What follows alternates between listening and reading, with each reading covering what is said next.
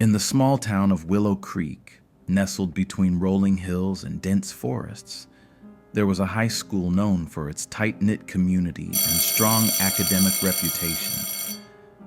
But beneath the surface of its idyllic facade, a storm was brewing, one that would challenge the very fabric of the town's values.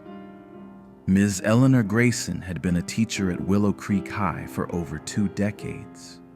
She was known for her strict demeanor, her no-nonsense attitude, and her unwavering commitment to discipline and order. But there was another side to Ms. Grayson, one that only a few students had glimpsed, a side that carried the weight of prejudice and bias. One Monday morning, a new student named Amir Johnson walked into Ms. Grayson's history class. Amir had recently moved to Willow Creek from a bustling city, and his presence immediately stood out in the predominantly white town. He was tall, with dark skin and a warm smile that seemed to light up the room. But Ms. Grayson's expression darkened as she glanced at him. "Take a seat, Mr. Johnson," she said curtly, her voice dripping with thinly veiled disdain. Amir, sensing the tension, nodded and found a seat near the back of the class. Throughout the lesson, Ms. Grayson seemed to go out of her way to ignore him, even when he raised his hand to answer questions. When he did manage to contribute, she dismissed his answers with a wave of her hand, as if they were irrelevant. The other students noticed, but no one dared to speak up. Ms. Grayson had a reputation for being unapproachable, and many were afraid of her sharp tongue. But Amir wasn't one to back down easily. He had faced prejudice before, and he knew that silence only gave it power. One afternoon, after a particularly tense class, Amir decided to confront Ms. Grayson. He waited until the other students had left, then approached her desk. "Ms. Grayson, can I talk to you for a moment?" he asked, his voice steady. She looked up from her papers, her eyes narrowing. "What is it, Mr. Johnson?" "I've noticed that you seem to treat me differently from the other students," Amir said, choosing his words carefully. "I don't know if it's because of where I come from or the color of my skin, but I want you to know that I'm here to learn, just like everyone else."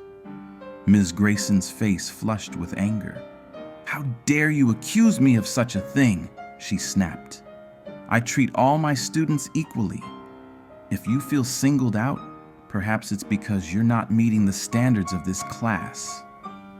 Amir took a deep breath, refusing to be intimidated. "I don't think that's true, Ms. Grayson. And I think deep down, you know it too." The conversation ended there, but the tension between them only grew. Over the next few weeks, Ms. Grayson's behavior became more overt. She began to make snide remarks about Amir's background, questioning his intelligence and his ability to keep up with the class.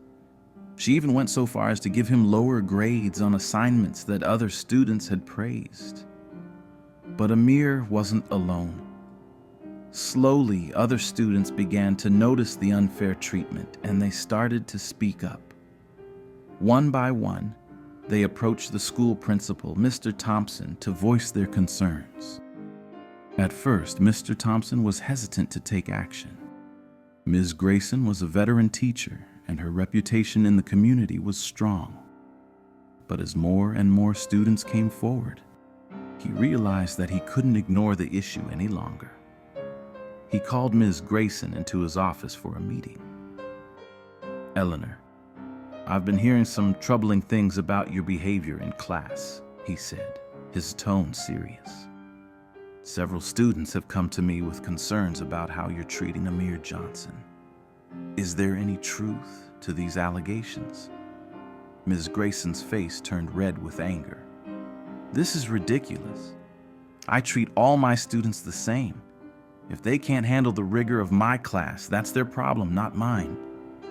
Mr. Thompson sighed. "Eleanor, I've known you for a long time, and I respect your dedication to teaching. But if these allegations are true, we need to address them.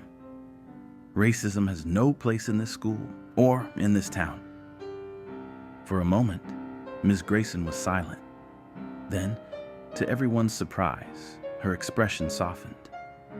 I didn't realize it had gotten this far, she admitted, her voice trembling.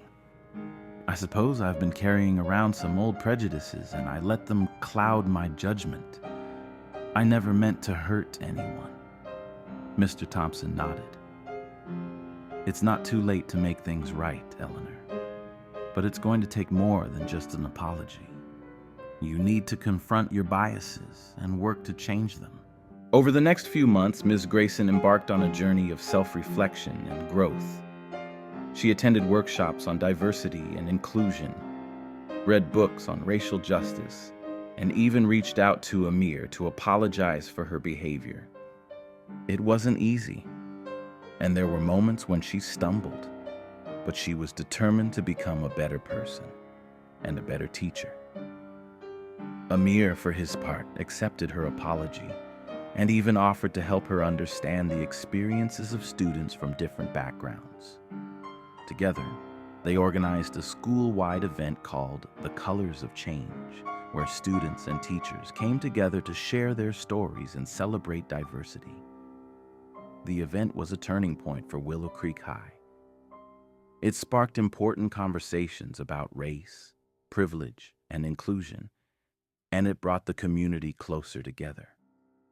Ms. Grayson, once a symbol of division, became a champion for change, using her platform to educate others and promote understanding. In the end, the story of Ms. Grayson and Amir Johnson became a testament to the power of growth and redemption. It reminded everyone that change is possible, even in the face of deep-seated prejudice, and that sometimes the most profound lessons come from the most unexpected places.